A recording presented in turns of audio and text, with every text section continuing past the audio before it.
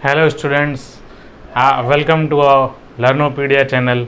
और मैं आज आप लोगों को NCERT chapter 10 light, reflection and refraction पढ़ाऊंगा। ठीक है, सबसे पहले कॉन्सेप्ट्स पढ़ेंगे हम।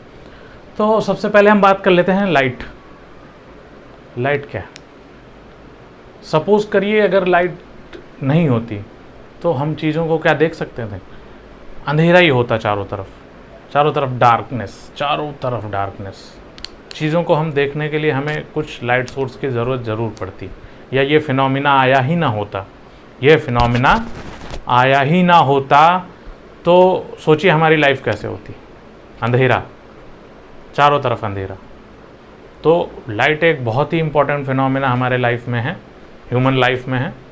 ठीक है, तो ये चीज़ क्या है? लाइट क्या है? लाइट हमको क्या देखने में मदद करती है। ठीक है, अगर हम आपको कह दें कि आपको अंधेरे एक रूम में जाना है और कोई वहाँ पे ऑब्जेक्ट रखा हुआ है, सपोज़ करिए ये मार्कर रखा हुआ है, ये मार्कर आपको उठा के ले आना है, लेकिन वहाँ पे लाइट का कोई सोर्स नहीं है। ठीक है, आप ढूंढते रहोगे, पूरी ज़िंदगी ढूंढते रह सकते हो, या हो सकता है एक दिन में 2 दिन में ढूंढ पाओगे। ठीक है, लेकिन लाइट होगी तो तुरंत आप इधर उधर करोगे, नज़र दौड़ाओगे, मार्कर देखोगे, लेके चले आओगे। ठीक है, तो ये इम्पोर्टेंस है लाइट की हमारे लाइफ में। फिज़िक्स में क्या है वो अभी पता चलेगी। ठीक, तो सबसे पहले हम लाइट की डेफिनेशन देख लेते हैं कि लाइट की डेफिनेशन क्या होती है। ठीक है, लाइट की डेफिनेशन क्या होती है, बुक्स में क्या लिखा हुआ है लाइट की डेफिनेशन में कि it is a thing, it is a type of energy. Light is a type of energy, light is a type of energy which enables us to see things। Light एक प्रकार की energy है जो हमको चीज़ों को देखने में मदद करती है। ठीक है, तो अब हम इसको डिफाइन कैसे करेंगे? लाइट को डिफाइन कैसे करेंगे? ये जो लाइनें लिखी हुई हैं इसका क्या मतलब है? एनर्जी क्या होती है? अगर हम अपनी बात करें, हम बहुत बेसिक कॉन्सेप्ट क्या है एनर्जी का? बहुत बेसिक कॉन्सेप्ट ये है कि जो भी बॉडी एनर्जी को रिसीव करती है, जो रिसीवर होता है एनर्जी का, उसके अंदर कोई ना कोई चेंजेस आते हैं। ठीक है, जैसे अब हम खाना खाते हैं तो हम एनर्जाइज फील करते हैं, चलो आज 2 घंटे और पढ़ लेते हैं, या चलो क्रिकेट खेल लेते हैं। एनर्जी नहीं रहेगी तो ये सारे काम नहीं कर पाएंगे, वो अलग मैटर है। ठीक है, लेकिन एनर्जी आने के बाद हमारे अंदर कोई ना कोई चेंजेस आता है, ये हम फील करते हैं। ठीक है, तो लाइट एनर्जी है वो कैसे पता चलेगा? ठीक, ऐसे पता चलेगा। अगर मैं कह दूं आपको बल्ब को थोड़ी देर ऐसे देखते रहो, 4-5 सेकंड देखने के बाद आपकी आंखें चकाचौंध हो जाएंगी। ठीक है, आप साइड में देखोगे, ऐसा लगेगा कुछ दिख नहीं रहा, आंखें ब्लिंक करने लगोगे बार बार। ठीक, इसका मतलब क्या है कि हमारी जो आंखें हैं वो एनर्जी रिसीव कर रही हैं, कुछ चेंजेस हमारी आंखों में फील हो रहा है, आंखें हमारी सेंसिटाइज हो जा रही हैं। ठीक है, सेंसिटाइज हो रही हैं, जिससे हम चीज़ों को देख पाते हैं। अब कैसे देख रहे हैं वो सारी चीज़ें आँख का कॉन्सेप्ट है, उसके चक्कर में नहीं पड़ते हैं। ठीक है, सिर्फ हमको इतना बताना था कि लाइट जो है वो टाइप ऑफ एनर्जी है, और which enables us to see things. कैसे देखने को करती है? लाइट रिफ्लेक्ट होती है और रिफ्लेक्ट होकर हमारे आंखों पड़ती है किसी भी ऑब्जेक्ट पे। मान लीजिए ये मार्कर है या मोबाइल रखा हुआ है। ठीक है, आपका बढ़िया एकदम एप्पल का फ़ोन है, एकदम चमक रहा है। ठीक है, तो जितनी ज़्यादा शाइनिंग सरफेस होती है, जितनी ज़्यादा पॉलिश सरफेस होती है, वो उतनी ही ज़्यादा जो है, जो उस पर इंसिडेंट लाइट होती है उसको ज़्यादा से ज़्यादा रिफ्लेक्ट कर देती है। ठीक है, ज़्यादा से ज़्यादा लाइट को रिफ्लेक्ट कर देती है, इससे वो चमकती भी रहती है और इसी वजह से वो हमको दिखाई भी देती है। ठीक है, अब सपोज करते हैं ये कोई ऑब्जेक्ट है। ठीक है, ये लाइट सोर्स है, यहाँ पे इंसिडेंट रे आई, ये रे आई और यहाँ से रिफ्लेक्ट हो गई।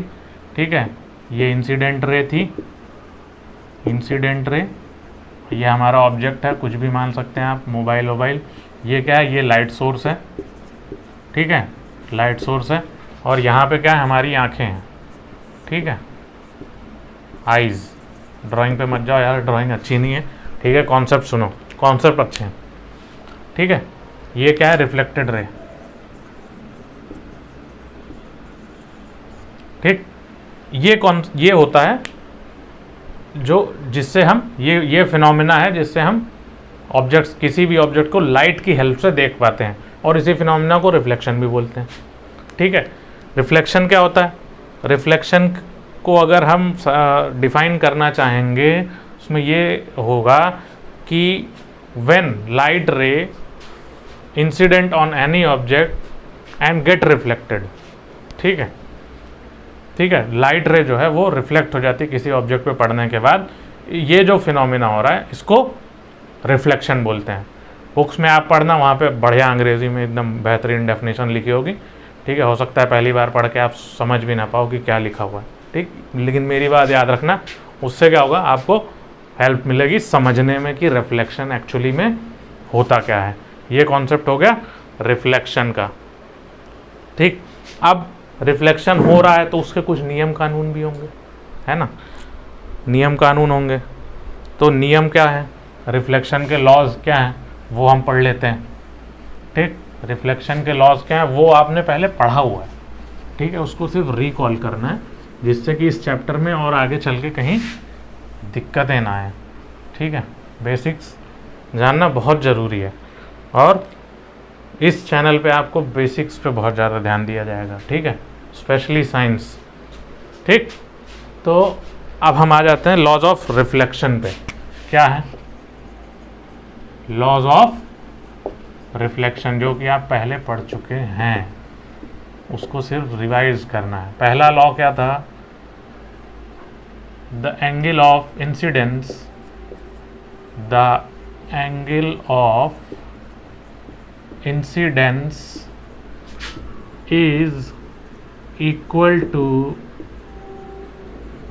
एंगल ऑफ रिफ्लेक्शन, ठीक है, equal to angle of reflection.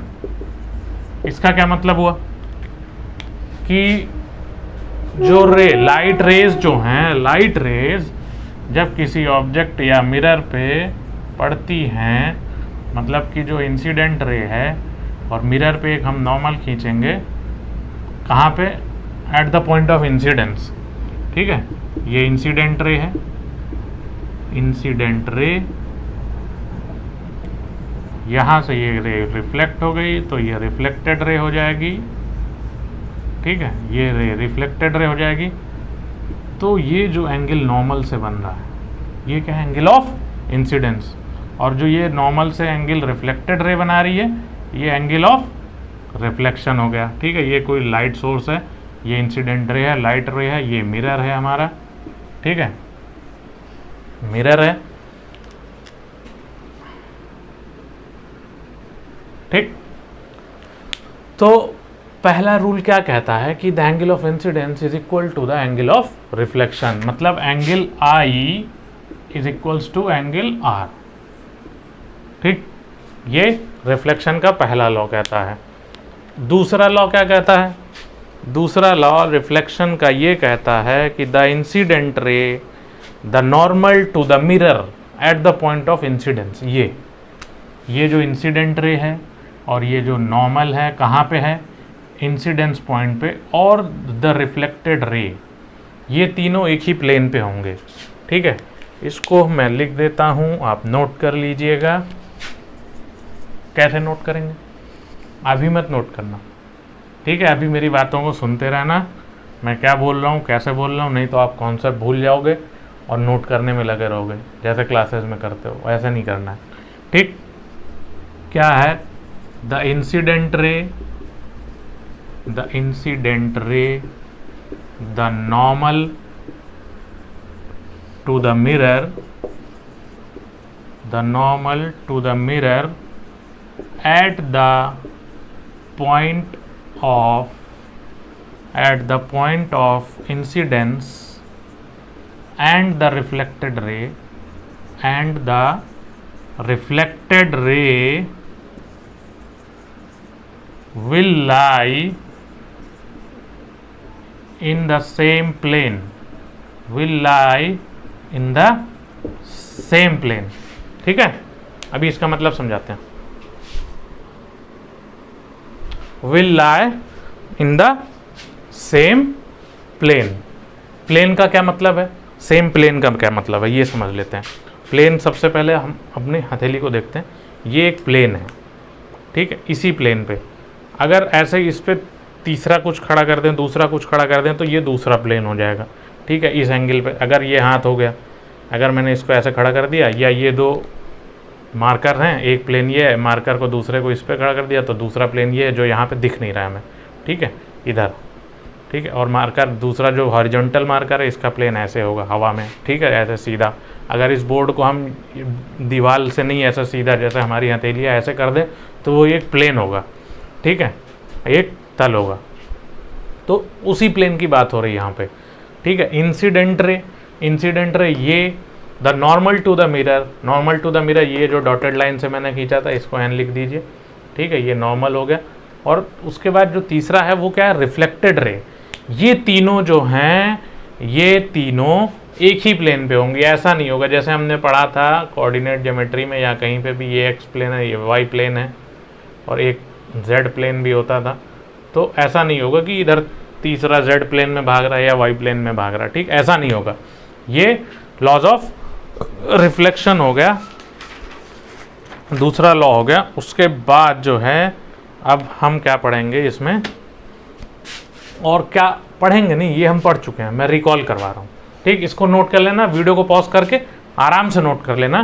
ठीक है, अभी मैं इसको रफ कर रहा हूँ, आप लोग नोट कर लीजिएगा वीडियो को पॉज करके। अब इसके बाद हम ये देखेंगे कि जो प्लेन मिरर से इमेजेस बनती थी, प्लेन मिरर से इमेजेस जो बनती थी, जो हमने पढ़ रखा है पहले से, उनकी प्रॉपर्टीज़ क्या हैं और वो इमेजेस बनती कैसे हैं।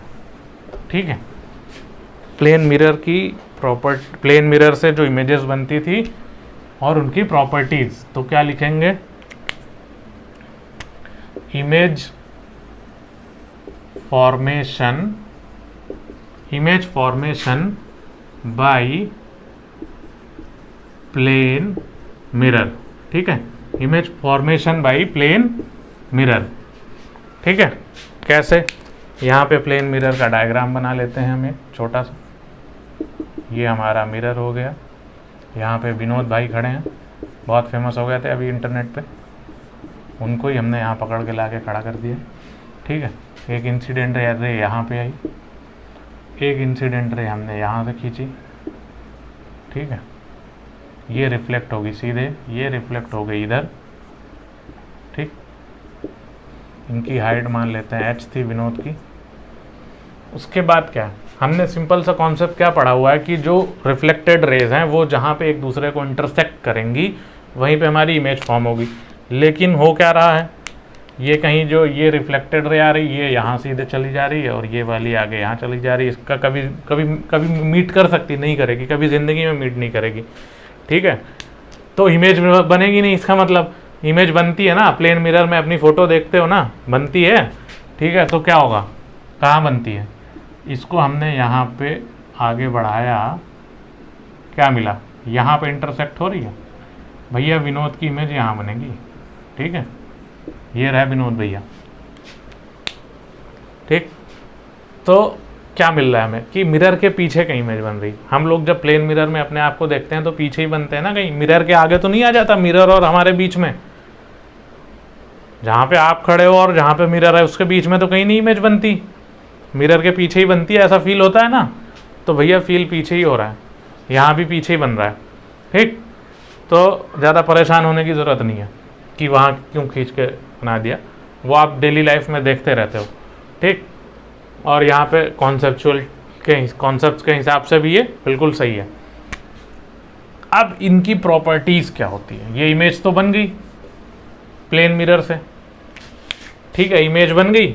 अब इनकी प्रॉपर्टीज़ देख लेते हैं, इमेज की प्रॉपर्टीज़ क्या होंगी प्लेन मिरर से।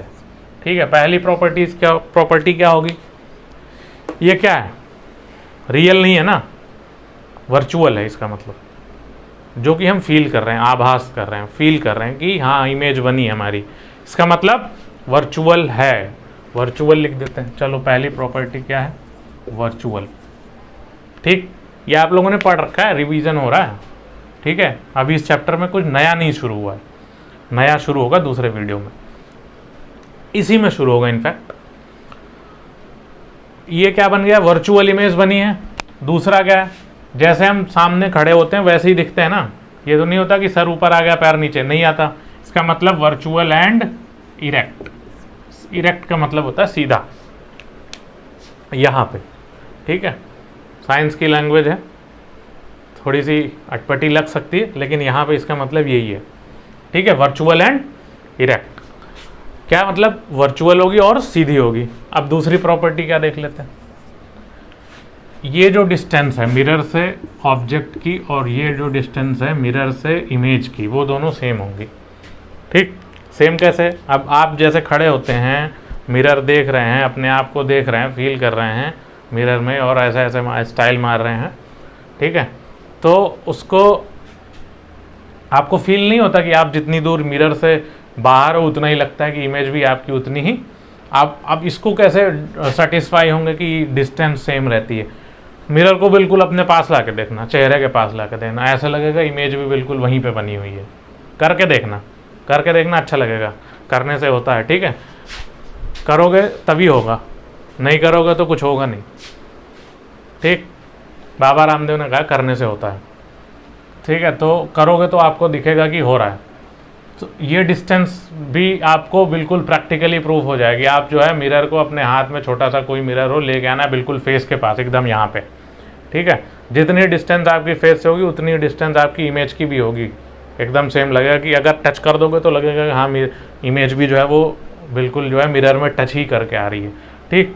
तो दूसरा क्या लिख देंगे हम, दूसरी प्रॉपर्टी क्या लिख देंगे, the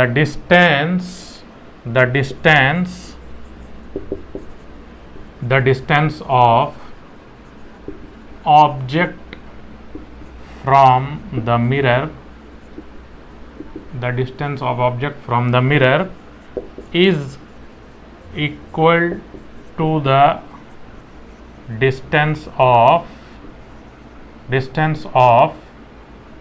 image from the mirror, ठीक है। अगर इसमें कुछ समझ में नहीं आ रहा तो मेरी आवाज़ सुन के लिख लेना, ठीक। तीसरी बात क्या, तीसरा रूल क्या है, साइज। जो ऑब्जेक्ट की साइज होगी वही इमेज की साइज होगी, ठीक है। ये भी देख लेना, अगर आपको ये भी सेटिस्फाई होना है तो अपनी हाइट के बराबर कोई इमेज हो, बिल्कुल ज़मीन पे रखा हो, जहाँ पे आप खड़े हो उसी प्लेन पे हो, उसी फर्श पे हो, और आपकी हाइट से कम ना हो, ज़्यादा ना हो, छोटा ना हो, तो आप देखेंगे कि जितने बड़े आप हो उतनी बड़ी इमेज भी दिख रही है, ठीक है। ये भी आसानी से देखा जा सकता है, बहुत रॉकेट साइंस नहीं लगाना इसमें, ठीक है। तो size of object is equal to size of image. और लास्ट में एक ही चीज है, क्या है, जो बाहर है मिरर के, जो इस पार है, वो मिरर के उस पार जो नहीं होता है, वो एक ही चीज है, वो बताते हैं आपको। वो क्या होता है, वो ये होता है कि जब हम खड़े होते हैं मिरर के सामने और अपनी इमेज देख रहे होते हैं, तो हमारी इमेज जो है वहाँ पे इन्वर्ट बनती है। इन्वर्ट का मतलब है उल्टा। उल्टा कैसे, जो लेफ़्ट हैंड साइड है, जो राइट हैंड साइड है, वो लेफ़्ट हैंड साइड दिखेगा, और जो लेफ़्ट हैंड साइड है, मतलब कैसे, अगर हम अपना हाथ जो है राइट वाला इधर मूव करेंगे तो मिरर की जो इमेज होगी, जो मिरर में हमारी इमेज बन रही है, उसमें ऐसा लगेगा हम लेफ़्ट वाला मूव कर रहे हैं, ठीक है। ये होता है लेटरल इन्वर्जन इफेक्ट, ठीक है, लेटरल इन्वर्जन इफेक्ट होता है। और चौथी प्रॉपर्टी क्या होगी, images are laterally inverted. Inverted का मतलब यही होता है कि लेफ्ट वाला राइट। इन्वर्टेड का मतलब समझने के लिए, मान लीजिए लेटर भी है, उसका इमेज हमको बनाना है, तो लेटर बी का इमेज ऐसा आएगा, जो लेफ्ट हैंड साइड है वो राइट हैंड साइड, जो राइट हैंड साइड है वो लेफ्ट हैंड साइड, ठीक। इसको नोट कर लीजिए वीडियो को पॉज करके, ठीक है। उसके बाद हम बात करेंगे इस सब्जेक्ट, इस चैप्टर के शुरुआत होगी। अब क्या पढ़ेंगे हम? Spherical mirrors. स्फेयर क्या होता है आप लोगों ने सुना होगा, कोई एग्जाम्पल दिमाग में आ रहा हो जो आपने कभी देखा हो स्फेयर अपनी लाइफ में, रियल लाइफ में? क्या देखा है? बॉल, क्रिकेट तो खेलते ही होगे, देखते तो हो गई, आईपीएल भी तो चल रहा अभी है ना। तो जो बॉल होती है ना वो स्फेयर है, फुटबॉल हो या क्रिकेट की बॉल हो, ठीक है। लेकिन स्फेयर को हम अगर बोर्ड पे बनाएंगे तो एक सर्किल ही बनेगा, ठीक है। स्फेयर के आप लोगों ने पढ़ा होगा सेंटर भी होता है, आप लोगों ने पढ़ा होगा स्फेयर का रेडियस भी होता है। ये बात दिमाग में रख लेना कि हाँ स्फेयर का सेंटर होता है, स्फेयर का रेडियस होता है, ठीक है। क्योंकि अभी तो ये ऐसे देख रहे हो आप, लेकिन जब ये मिरर आएगा ना तो ये ऐसे हो जाएगा, आधा, आधे से भी कम, ठीक है। तभी ये मिरर की तरह काम करेगा। और इसमें फिर मैं बोलूँगा कि सेंटर कहाँ है, रेडियस कहाँ है, कहोगे सर ये तो आधा है, कहाँ से, कैसे बताएं? भैया स्फेयर था, स्फेयर मान के इसका रेडियस कहीं तो होगा, कहीं तो सेंटर होगा, ठीक है। तो वो जानना है।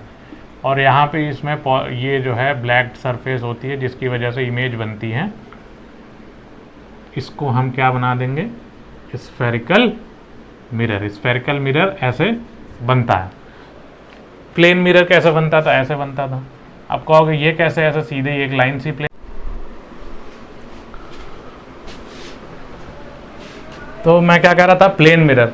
प्लेन मिरर हम कैसे बनाते थे? इस तरीके से। प्लेन मिरर क्या है? जब हम अपने घर में मिरर को देखते हैं, मिरर ऐसे देख रहे हैं, मान लीजिए ये मिरर है, ठीक है, मैं देख रहा हूँ, आपको क्या दिख रहा है? यही सरफेस तो दिख रहा है, तो ये बनाया। अब जब स्फेयर होगा, स्फेयर होगा, बॉल है, बॉल को अगर ऐसे आप देखोगे, आधा कट कर दोगे, कट करने के बाद बॉल है ऐसे, ठीक है, आधा कट कर दिया, तो ये जो सरफेस मुड़ी हुई है, ये सरफेस, ये यही तो दिख रहेगा आपको, यही तो मिरर बनेगा, ठीक है, ये मिरर बन जाएगा। अब इसमें क्या होता है, ये दो टाइप के होते हैं। और दूसरा एग्जांपल क्या है, आप लोगों के घर में किचन में स्पून बड़ा वाला जिससे दाल सब्जी वगैरह निकालते हैं, उसका शेप ऐसे ही होता है। ये ऐसे ऐसे एक डंडा खींच दिया, उसका 2D सरफेस बन गया। तो इसके अंदर से देखेंगे आप तो आपको बढ़िया बढ़िया इमेज दिखेगी, आपको करके देखना, ठीक है, करने से होता है, करके देखेंगे तभी होगा, ठीक है। और दूसरा उसको उल्टा कर देंगे तो ऐसे बन जाएगा, ठीक है, इस तरीके से कुछ बनेगा।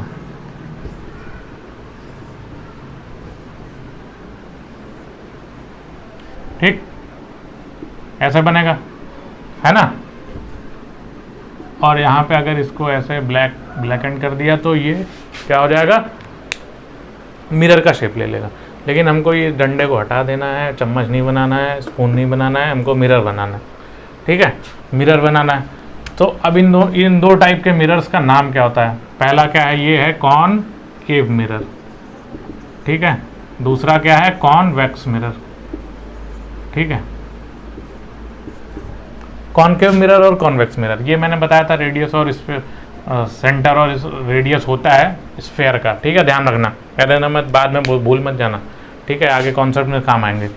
कॉनकेव मिरर अभी तो बढ़िया लग रहा है देखने में, हाँ भैया कॉनकेव मिरर इस साइड का होता है, कॉनकेव मिरर उस साइड का होता है। रिफ्लेक्टिंग सरफेस, रिफ्लेक्टिंग सरफेस इसका अंदर है, रिफ्लेक्टिंग सरफेस, इसका रिफ्लेक्टिंग सरफेस यहाँ पे है बाहर, प्लेन मिरर का रिफ्लेक्टिंग सरफेस इधर। अब आपको तीनों में रिफ्लेक्टिंग सरफेसेस में क्या कॉमन मिल रहा है? तीनों में कॉमन है कि तीनों का reflecting surface left hand side है, ठीक है। इसका मतलब रिफ्लेक्टिंग सरफेस हमेशा लेफ्ट हैंड साइड ही होते हैं, बनाते हैं, इतना मान लो, बनाते हैं, ठीक है।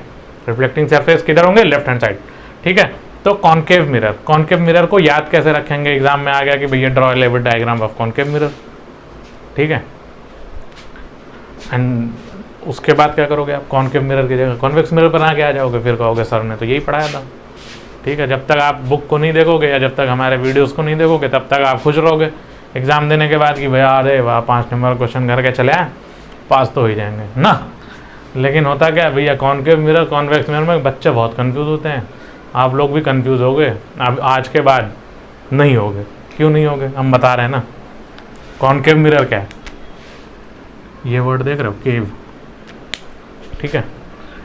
केव शब्द, आप केव मतलब गुफा जानते हो, ऐसे बनती है, ठीक है, यहाँ से एंट्री होती है गुफा में, इस साइड शेप का बना होता है, टीवी में तो देखा ही होगा ना, रियल में नहीं देखा तो हाँ, तो उतना बस ध्यान रखो।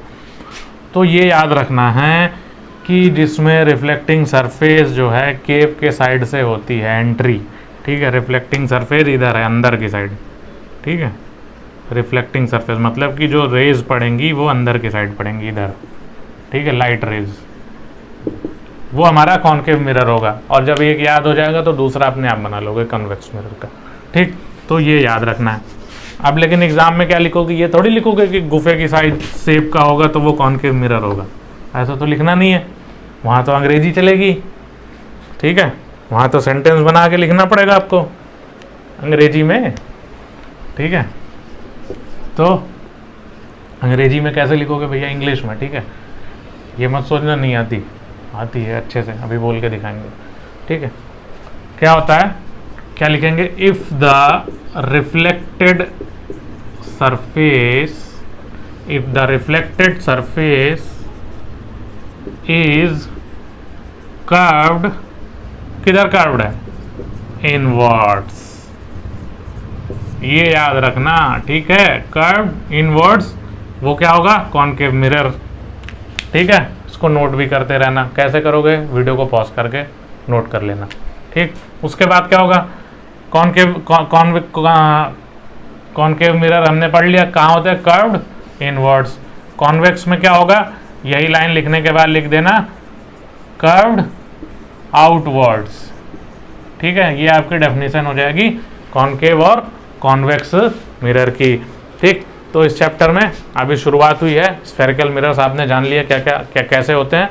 अब इन पे हम देखेंगे कैसे इमेज फॉर्मेशन होती है और इसमें क्या क्या टर्म्स यूज़ होते हैं, वो सब अपने नेक्स्ट वीडियो में। वीडियो बंद करने से पहले आप लोग एक बात और सुन लीजिए जो कि बहुत इंपॉर्टेंट है। आपको एक काम करना है, अभी तक मैं पढ़ा रहा था, आपको थोड़ा सा छोटा सा काम दिया, कमेंट करने वाला। कमेंट कैसे करना है, क्या करना है, वीडियो में जो भी कमियाँ हो, आपको जो भी कॉन्सेप्ट ना समझ में आया हो वो तो ज़रूर लिखना है, वो सबसे पहले लिखना है।